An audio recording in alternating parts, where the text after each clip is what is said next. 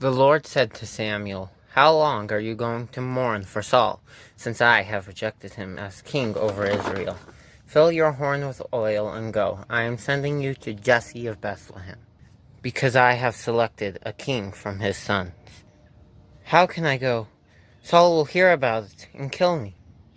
"Take a young cow with you and say, 'I have come to sacrifice to the Lord.' Then invite Jesse to your sacrifice, and I will let you know what you are to do. You are to anoint for me the one I indicate to you." Samuel did what the Lord directed and went to Bethlehem. When he arrived, Samuel saw Eliab and said, "Certainly this is the Lord's anointed one here before him." But the Lord said to Samuel, "Do not look at his outward appearance or his stature, because I have rejected him. Humans do not see what the Lord sees, for humans see what is visible, but the Lord sees the heart." Jesse then called his son Abinadab.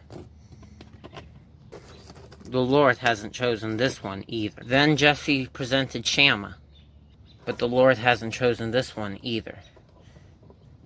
After Jesse presented 7 of his sons,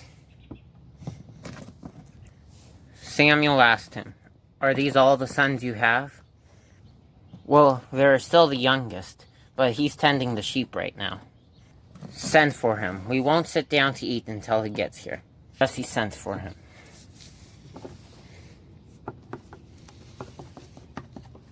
He had beautiful eyes and a handsome appearance. Then the Lord said, "Anoint him, for he is the one." So Samuel took a horn of oil and anointed him in the presence of his brothers.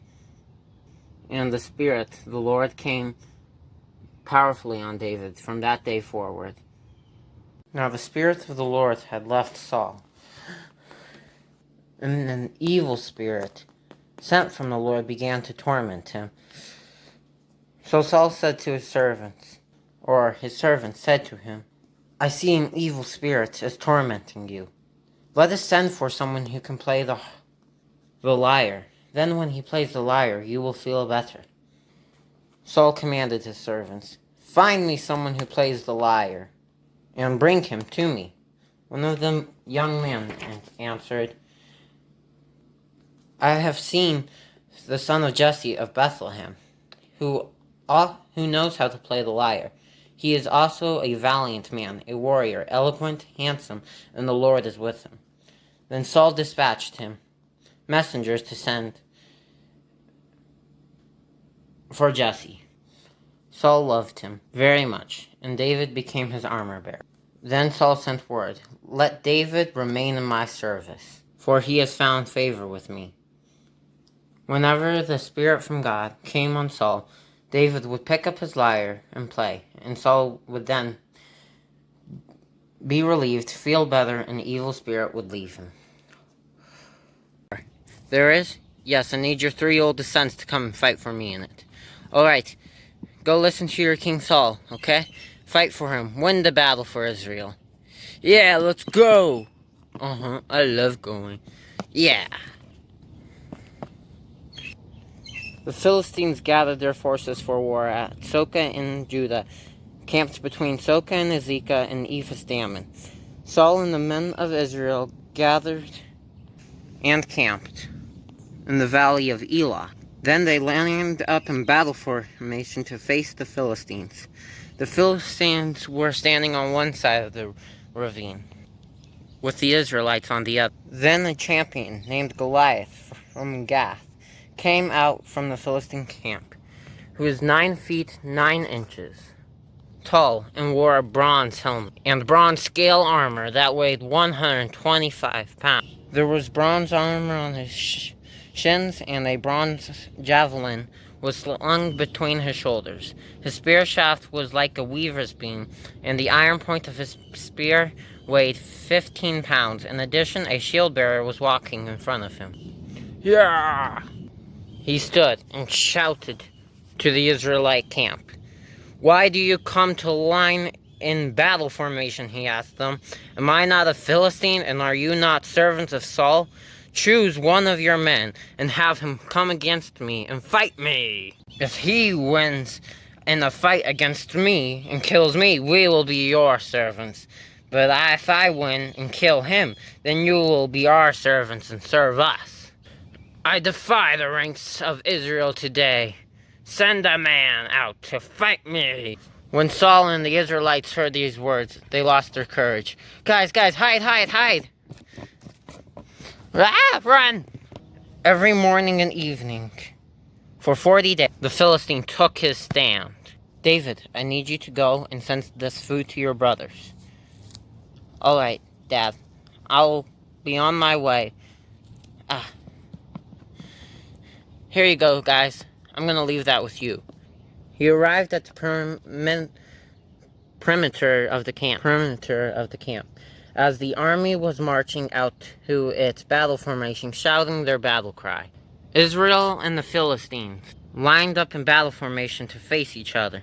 David left his supplies in the care of the quartermaster and ran to the battle line. When he arrived, he asked his brothers how they were. While he was speaking, the Philistine came out at the Philistine battle line and shouted his usual words. When the Israelite men saw Goliath, they hid. Run!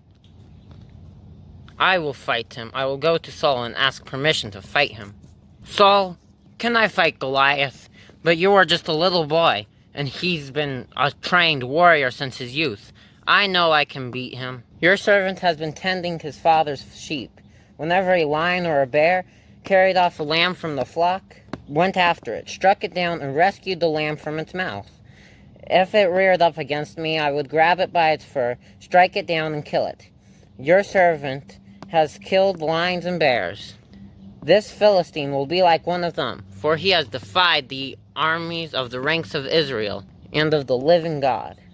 The Lord who rescued me from the paw of the lion and the paw of the bear will rescue me from the hand of this Philistine. Saul said, Go, and may the Lord be with you.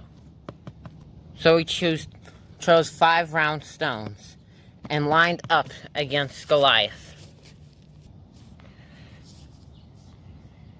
I, dog, that you come at me with sticks? Come here, and I'll give your flesh to the birds of the sky and wild beasts. You come against me with a sword, spear, and javelin, but I come against you in the name of the Lord of armies, the God of the ranks of Israel. You have defied him. Today the Lord will hand you over to me.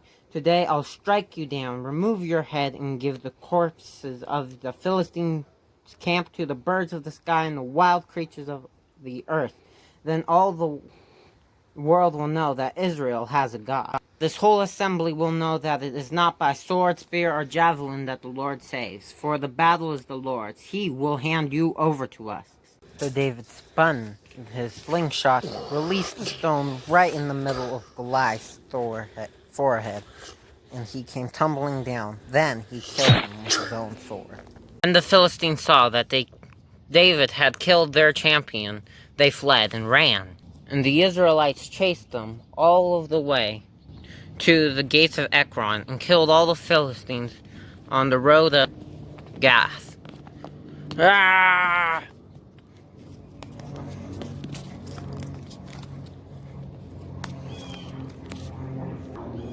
This has been the story of David from 1 Samuel 17.